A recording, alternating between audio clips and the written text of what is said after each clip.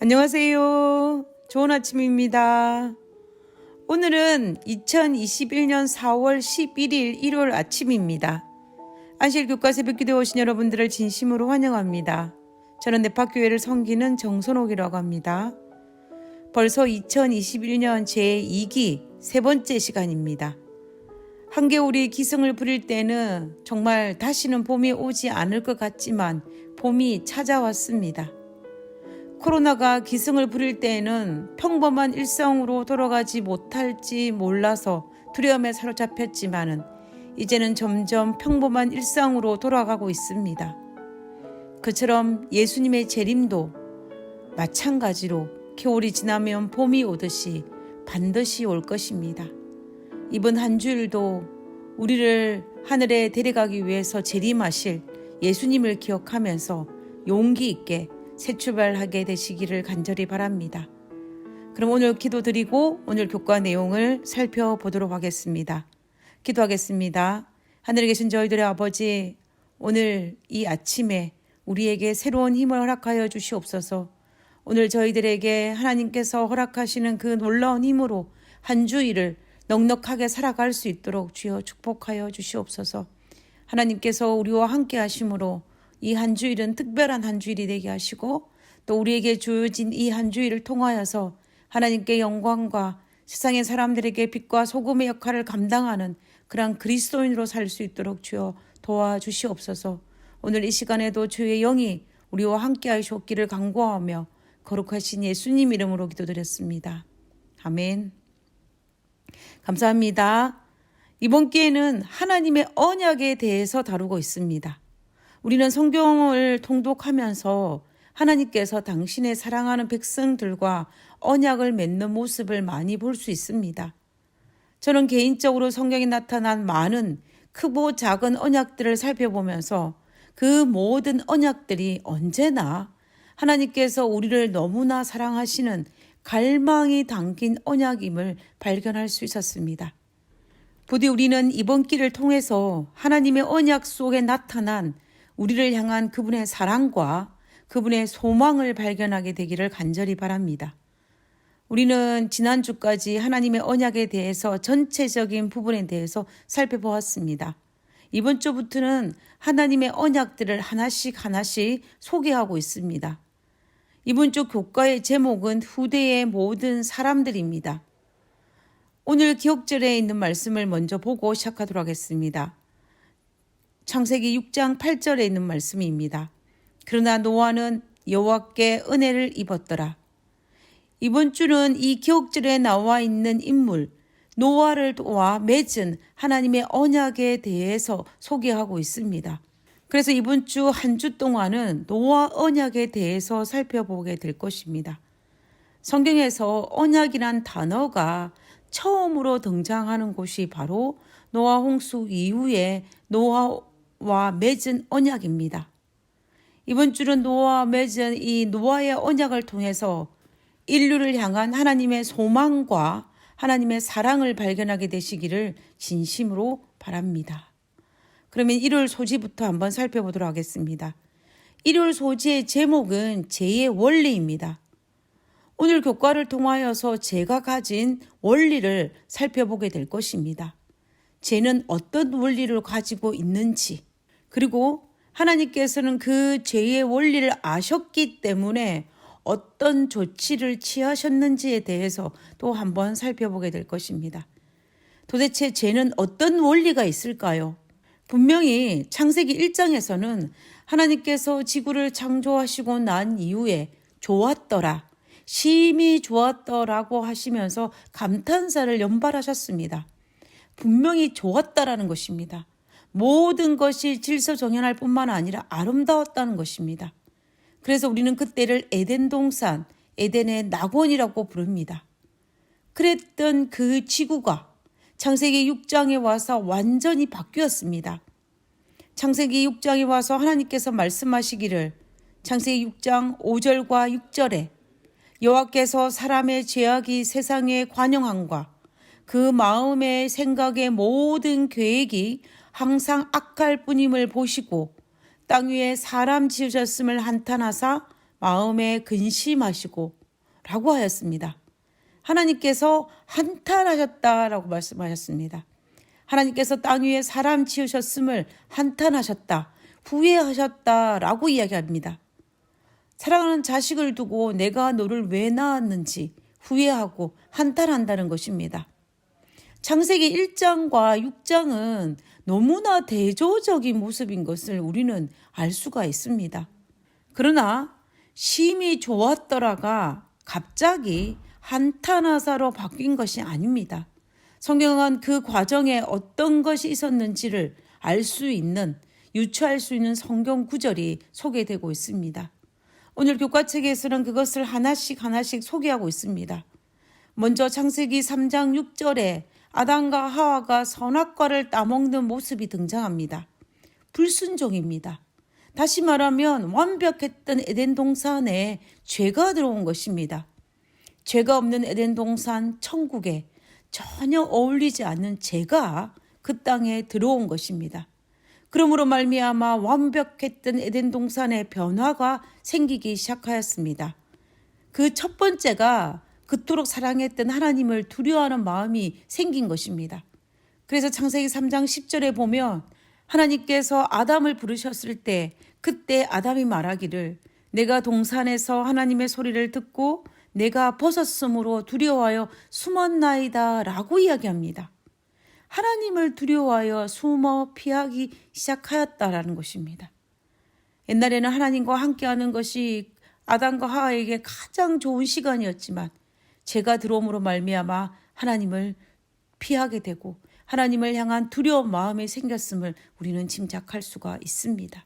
그리고 그토록 사랑으로 굳건히 맺어진 아담과 하와 사이에 사랑과 신뢰가 깨어지면서 남 탓하고 있는 모습이 등장합니다. 남편은 아내 탓을 하며 아내는 뱀 탓을 합니다. 사랑의 관계에 금이 가고 신뢰가 깨어져서 남 탓을 하는 죄의 모습이 등장하는 것입니다. 그리고 창세기 4장에 와서는 그 죄가 더욱 심각해졌습니다. 아담의 아들들 사이에 시기와 질투가 발생하여 첫 번째 살인 사건이 형제들 간에 일어난 것입니다. 창세기 48장에 보면 가인이 그의 아우 아벨에게 말하고 그들이 들에 있을 때에 가인이 그 아우 아벨을 쳐 죽이니라. 최초의 살인사건이 일어났습니다. 그것도 형제들 간에.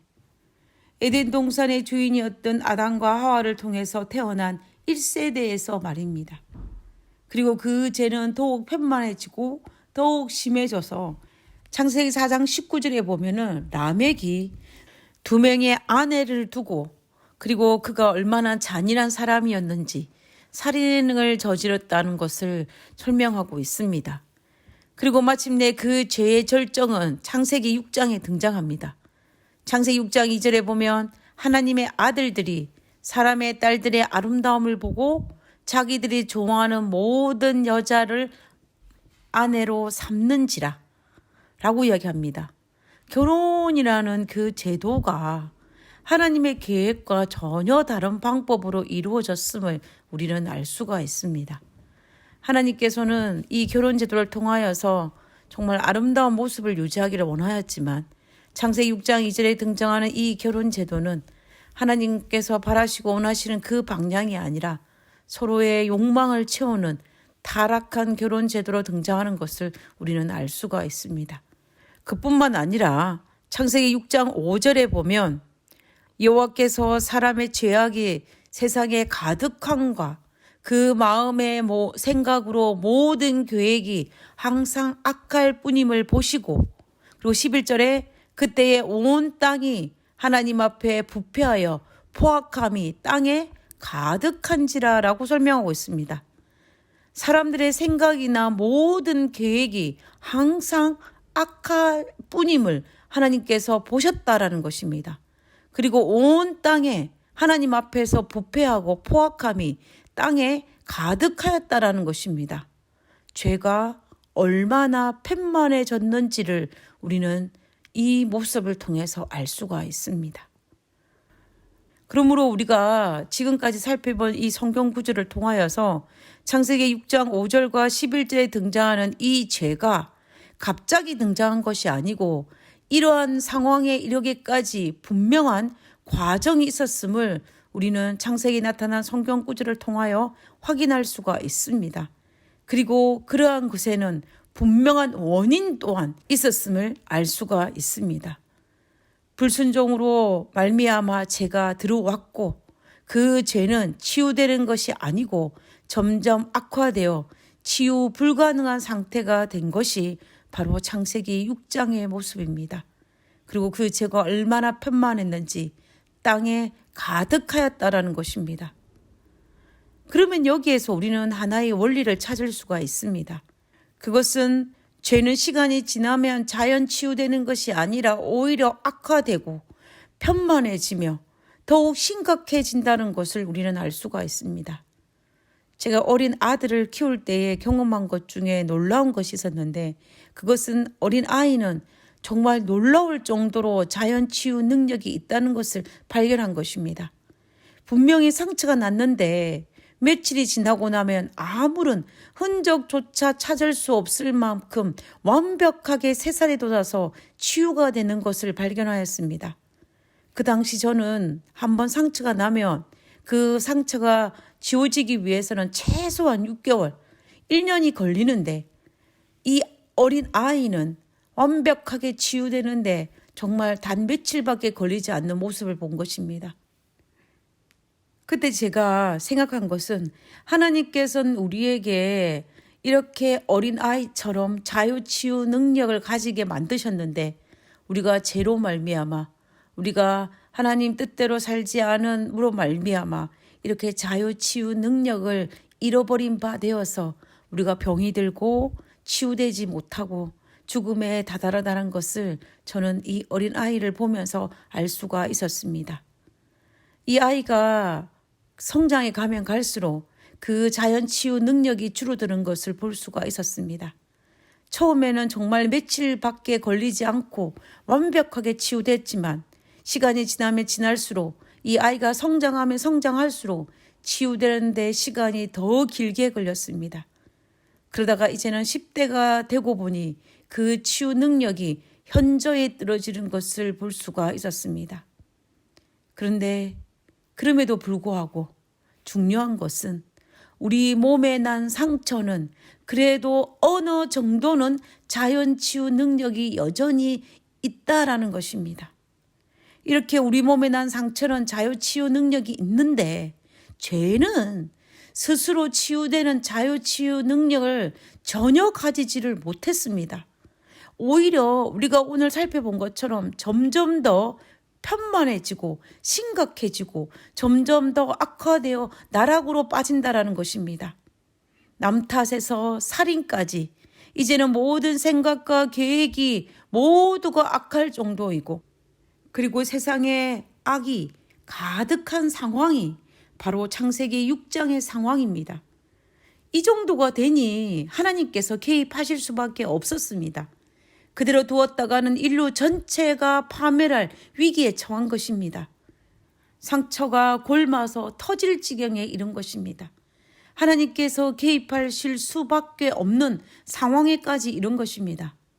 하나님은 죄를 버려두면 치유되지 않고 인류 전체가 파멸에 이르는 죄의 원리를 알고 계셨기 때문에 하나님은 죄를 미워하셨습니다. 마치 이번에 그 작은 코로나 바이러스가 증식하고 감염시켜서 전 세계를 마비 상태로 빠뜨린 것처럼 급성장하고 편만해지는 원리 때문에 하나님은 죄를 미워할 수밖에 없었고 그 파멸을 멈추기 위해서 그의 죄의 영향력을 멈추기 위해서 개입하실 수밖에 없었던 것입니다. 그것이 바로 노아 홍수입니다. 그럼에도 불구하고 너무나 감사하게도 공의롭고 자애로운 하나님께서는 노아 홍수를 통하여 개입하시어 죄를 제거하기를 원하셨지만 죄인은 구원하기 원하셨다라는 것입니다. 이것이 바로 노아의 언약의 핵심입니다. 그래서 하나님의 언약은 그분의 사랑이며 그분의 간절한 소망이 담겨 있다는 것을 우리는 알 수가 있습니다. 죄의 파멸의 결과를 멈추기 위해서 우리가 멸망당하는 것을 막기 위해서 하나님께서는 노아 홍수를 허락하시어 하나님의 사랑과 또 우리를 구원하고자 하는 하나님의 간절한 소망이 노아와 맺은 언약을 통해서 우리는 발견할 수 있다라는 것입니다. 오늘 교과를 통하여서 하나님께서 우리의 죄를 멈추기 위해서 개입하신 것을 통하여서 우리를 사랑하시는 하나님의 사랑을 발견하게 되시기를 간절히 바랍니다.